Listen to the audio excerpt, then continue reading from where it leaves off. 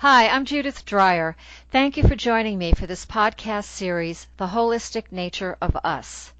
My intent is to take us, you and I, into a better understanding of the concepts behind our holistic nature and how that ties directly to the holistic nature of the world around us. How can we connect the dots in practical ways that we are nature and nature is in us? I will be featuring authors and educators, practitioners and others whose passion for this earth helps us create bridges. We'll see what's trending, what's relevant to our world today, not just for land use, but to connect the dots between ourselves and nature. It's time for practical action and profound interchange so our natural world is valued once again.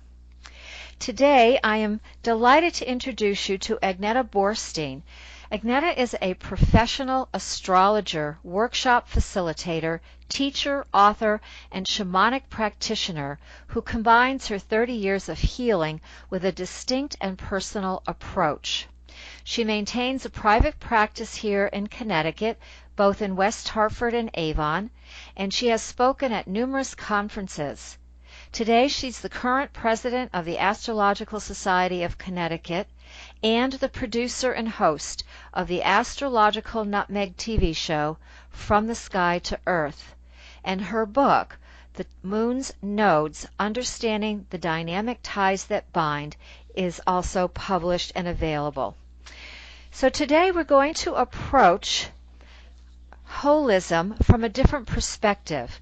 We're going to be talking about astrology and how the world of astrology connects the dots with our holistic nature and the holistic nature of the world around us. So welcome, Agneta. I'm delighted to have you here. Thank you so much, Judith. My pleasure. Well, this is a rich subject, and I'm delighted to and actually fascinated by astrology and how we can connect the dots here. So let me ask you about astrology and holism and how you connect the dots. So astrology have many different aspects to it, and maybe that's why you invited me, Judith, because I take the approach that in astrology we have the technical application by learning the symbols, the houses, and some individuals consider it kind of like a challenge because you have to learn the language of astrology as if you would learn Swedish, if you hear my little accent that I have left. Mm-hmm. So if we go back to the ancient time, which I thought would be a good reminder for all of us, that now we have our, of course, internet, you can learn astrology and all the different techniques that we have. But if we go back, way back to Babylonian times and just looking at the sky, which we still should do, because how did the zodiac sign come to birth? It is by the ancient seers looking up at the sky, and they found that actually the animals on earth acted different during different cycles and phases, and of course especially the moon phases, which we will talk later about. But so they take this image of the sky and bring it down, at one point not even a piece of paper, but they started to look at the behavior of the animals. Therefore, a zodiac sign as it stands in the 21st century might have been different in way back when it started, but it's still the same sky that we're looking at, so that they took those impression from the animals and of course in nature, and as we have a saying, there is a time to sow and a time to reap. So we have this alive interaction of the sky and earth, and that technique at that time, or observation rather, could be astronomy. And there's a shift technically that we don't have to go into now, but there is that shift of awareness of, we all know the full moon. That's when the sun and the moon is in opposition, versus the new moon is when the sun and the moon are in the same sign at the same declination as it would be. So when we take the simplicity, it is to continue being aware, for your audience to be aware, oh, there is the full moon because it gets lighter in our backyards. But the new moon is also very strong in relating to the earth and the inhabitants of emotions versus animals too. The new moon but then it's dark in the sky. So that's the dark side of our observation of the sky. And of course, in the olden days too, the eclipses, which would be the same as today, was also very respected and still are today. That happens to be my specialty, eclipses and the whole interaction. So if we then look at just a little bit, closer to that symbol of how do we forget to look at the sky, I am in awe and I welcome all the popularity of eclipses, never mind the Great American Eclipse in August 15th of 2017 that everybody in America, or many people, were aware of. Mm-hmm. So if we don't have a total eclipse, but we are aware of just the moon phases, the moon is this intimate satellite of the earth that continuously always rotate. So if your audience are just aware new moon, full moon after 2.5 weeks, after 2.5 weeks again, so they are cycles, they're phases rather, the planets, as we call, they are wandering stars. Stars are stationed, but the planets move. So those are cycles. The moon around the sun, or the earth rather, they are in an phase. That's how we see the difference. So you already start with an ancient observation of the sky, and I personally respect not just looking at my computer. We can invoke and invite the fact that our bodies in astrology have, as we always start with Aries, that's the first sign of the zodiac, and they go through the whole body with the zodiac signs, Aries, Taurus. We have different parts of our bodies. So how you see the nature is very alive, and we can start to observe that. We can even plant by the moon, which maybe, Judith, we can talk a little bit about, because I have done that for years, and sometimes you plant anyway because you can't wait if it wasn't the right moon sign. Yeah. Well, we can certainly do that at another time. I would love to do that. In fact, I invite you to do that with me. It's interesting. Yeah. It is interesting because you have such knowledge of the moon phases and the moon cycles. So let's get back to the wandering planets, the wanderers, the wandering stars. And you said we have that in our physical body. Could you talk more about that? So that also goes from ancient times in Vedic astrology, and Vedic or any doctor would not be a true doctor if they didn't know the astrological part of our bodies. Now we have we might have a medical astrologer, we might have a horary astrologer when you ask question. We have mundane, which is world events. So we focus on different aspects, and in the medical astrology, we are not doctors, but we might see a point in somebody's chart that is a weakness, because that's we as a body is just as a live entity as nature, as the planets, as the sky, and that whole interaction in our bodies here. Can you give us an example? Because I recall reading in my astrological chart, for example, that I would have, I don't know, a tendency to have a foot or an ankle issue. How would you make that more personal to the listeners? Give us an example. So if you had read, or an astrologer had said that you have weakness in your feet, that would be Pisces. That we would say that you would need extra good shoes all the time, or foot reflexology or foot massage, versus if we go all the way up to Gemini, the hands, people using hands often, that rules Gemini. So we have this kind of connection, as I can do the whole, 12 zodiac signs really quick, as Aries is the head, Taurus is the throat. You could even go with the chakras. The heart is Leo, the stomach, the intestines are Virgo, and then you go into the hip, Sagittarius, the knee would be Capricorn, the ankle, like you said, is an Sagittarius, and the feet is the Pisces. Aquarius is the whole blood circulation. So you have different signs that then have maybe a lot of Pisces. They might have more problem with their feet or just complain about their feet a lot. So you have different aspects that then when you take an astrology chart, you do not want to doomsday that part of a reading or an focus on that specific area.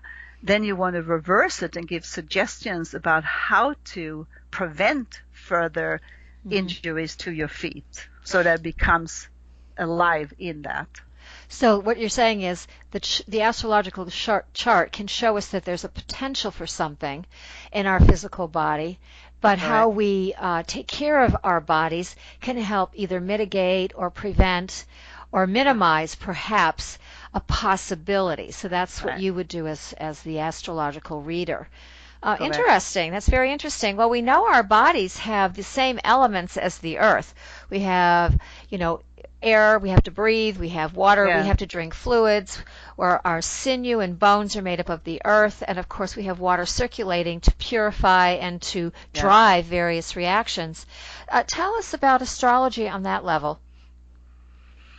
It's basically the same level as we just talked about, because once we see an overabundance of Capricorn, if you will, Capricorn on your ascendant or your first house, or in the 6th house, the 12 houses are the 12 zodiac signs correlating to that. So that if there was a person that has Saturn on the ascendant, that could be an weakness of your back, so that you don't have an operation. You might do yoga, you might do stretching, so that you prevent more accidents with these weaknesses that we do have in our bodies. The bodies we have to take care of it. And I think that's part of our field of astrology. We prevent certain aspects to it. For example, Virgo rules the intestines, so there could be a lot of challenges with stomach to process foods. They might have more allergies than other people. So then you do need to listen that you might need to be gluten-free if you have too much Virgo in your chart. That when it's... We can also take it on another level, right? If you see that in someone's chart, then when I think of digestion, I think of it symbolically. Maybe I need to digest my life differently, or my life more fully, or I need to slow down and take smaller bites in terms of what I'm taking on for projects, whatever, especially if I have a more sensitive stomach, just because of the way I've come in. So are you saying, in a sense, when we're born, we come in with a map, and the map has been charted out by astrology over centuries and centuries of use, correct?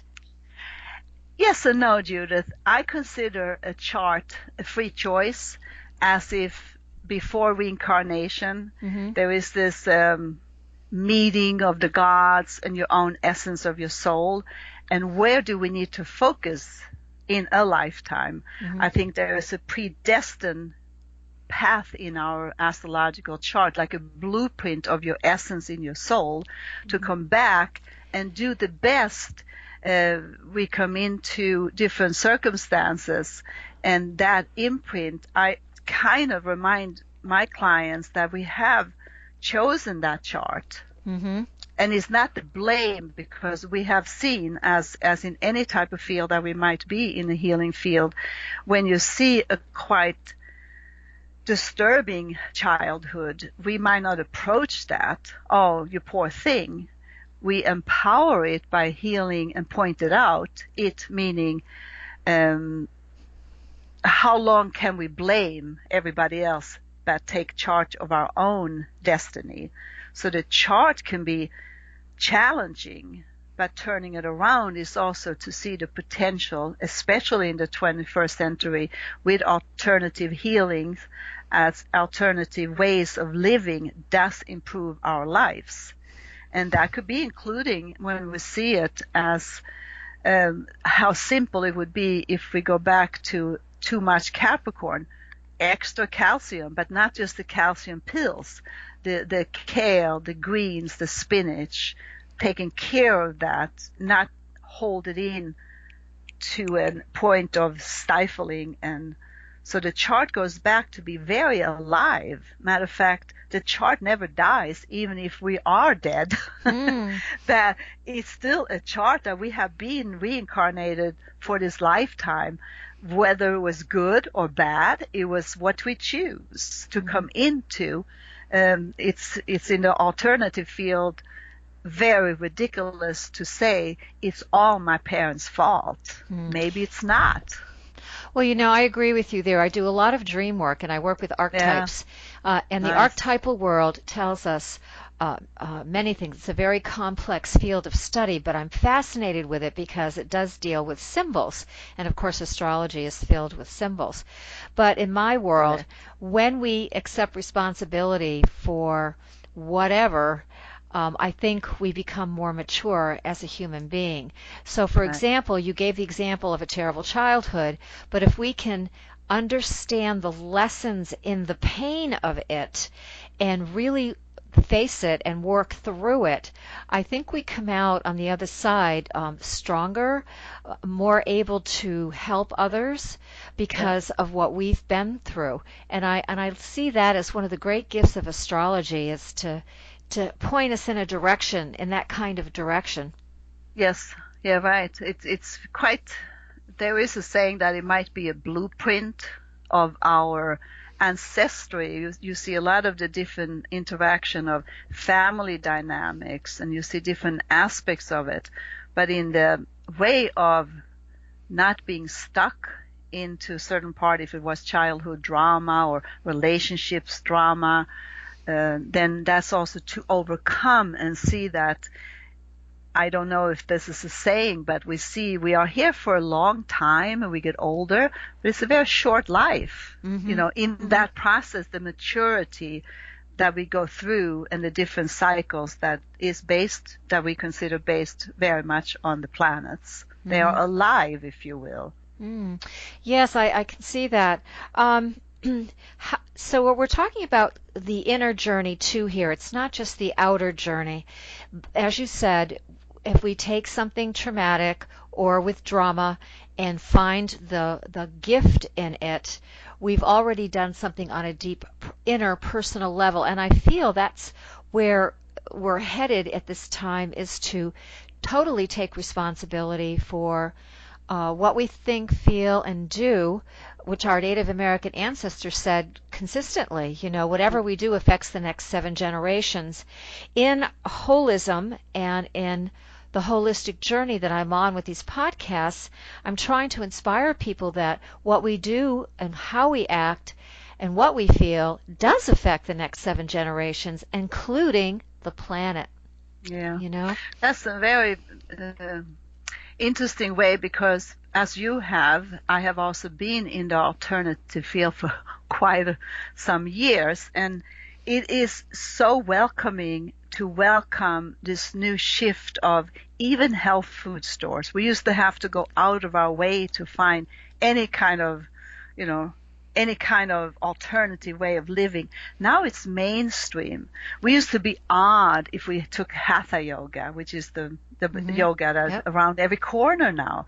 So we are definitely in a new approach of to I consider in the 1990s having gatherings, and what is this new age? What is the ridicule part of a new age? We are here to embrace a new way of integrated, not just astrology, but integrated new thoughts about how we grow, how we are not strange by seeking herbs, all the different alternative ways. It's part of society, and it's part of definitely new level and more positive level of consciousness. And we know there is devastated side of this growth too, but that's also where we become stronger. That's, how I see it. Yeah. Well, on that level then, can you tell my listeners about what's happening today on that level? We had a tremendous press about this new moon out there, and it involves a couple of planets. It's in the house of Taurus. And how can we translate that astrological knowing into practical knowing? Sure. So just back it up for a moment, back into 2012 and 2015, Uranus and Pluto met in the sky. Now Uranus is revolution, uniqueness, rebellious. Pluto, of course, got discovered 1930. He is part of this transformation, birth and death, shifts. They were meeting in 1930s, as we know, the 30s, 34, they were together in the sky. And then 1960, as we know, were on the news for the war. And of course, 1930 and 33 was also depression, wars. And we're not saying that 2012, 2015, there was a war, even though there's always a war. But it was pretty intense in all the different aspects of bringing out something, and boom, we had a presidential contradicting election. And let's not go on the political part here, but it was almost like in 2016 something had to come out of people.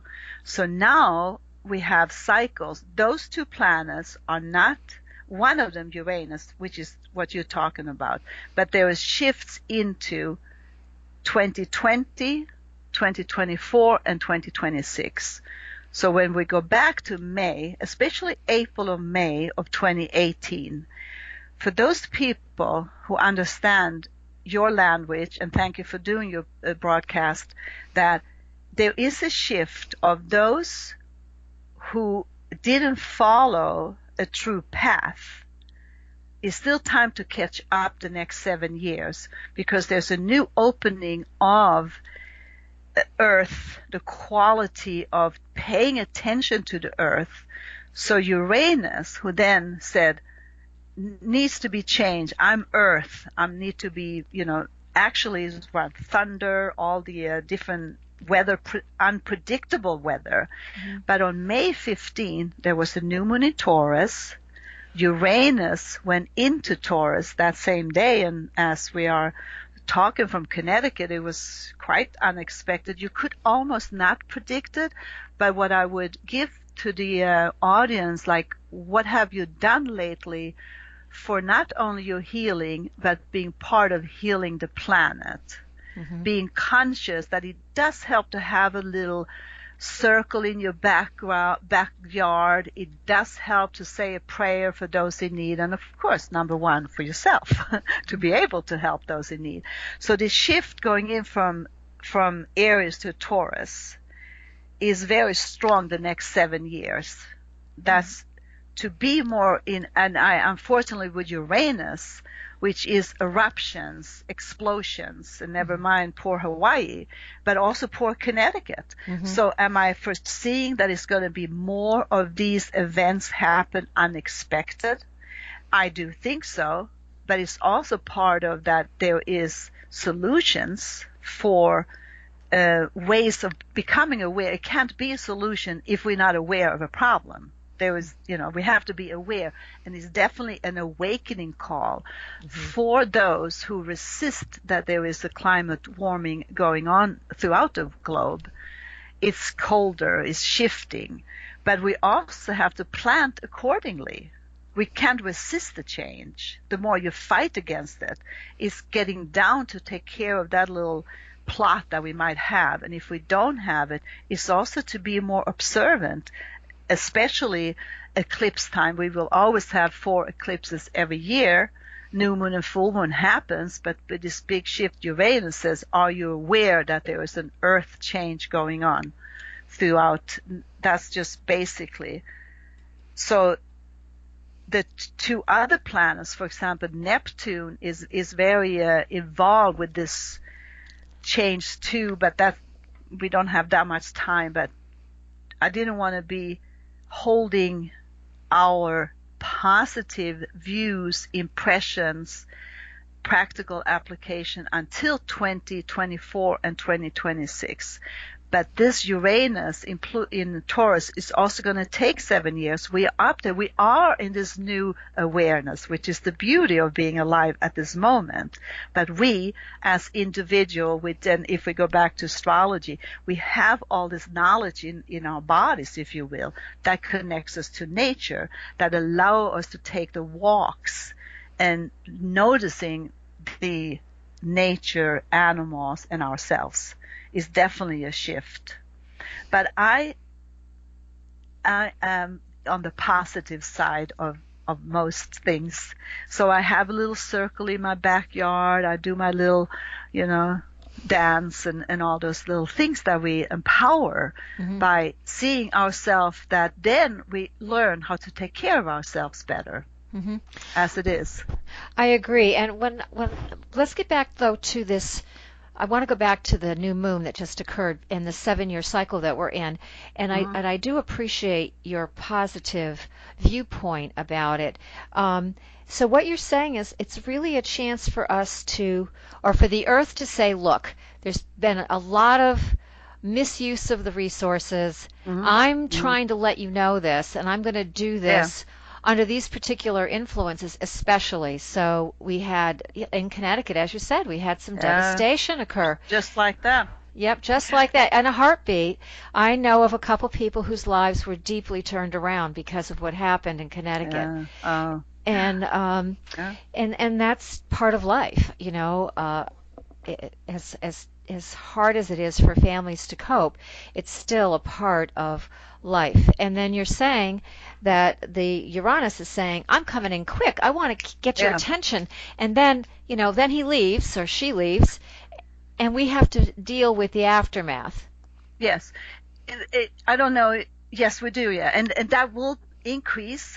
But at the same level, that increase is also the gods speaking to us saying, pay attention to that Gaia, to the earth, because we might have had other cycles way back when, but now we're on a different stage of our consciousness. And so even though I might live an alternative life, I admire what science has also come up with. I follow deeply with Neptune in Pisces, also 2011, had not been in this cycle for 164 years. Neptune come back home to water and look at the water, how polluted it is. But I'm following this. If one of your audience wants to take part of this, it's called oceancleanup.com. They are from the Netherlands. Young kid invented this vacuum cleaner to clean up the water. We go, what? I have followed him for years now.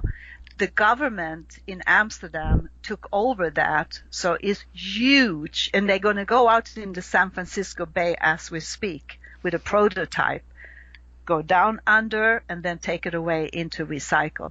That's why I'm a hopeful person. I hope that people would take their little part. How many people don't garden in their own backyard to be safer? Well, and all the different aspects to what you work with, and that's beautiful. That's true, and that's part of, again, the intention of this podcast is to increase folks' awareness of sustainability. What does that mean? How can we, what practical action can we take today to make a difference? And of course, one of my previous guests talks about looking at your front yard, not just your backyard, putting in a tree or a dogwood, something native here to Connecticut will just one tree can help so many species if they're native trees, instead of invasive species or Asians. So it all ties in. That could be that your Uranus in Taurus. Do something different. Follow that for the next 7 years. How long does it take a tree to grow? And all that different ways. It's going to definitely be an increase of all those different aspects. So Thank you for tying that in. I appreciate it. How about 3 tips to leave our listeners with?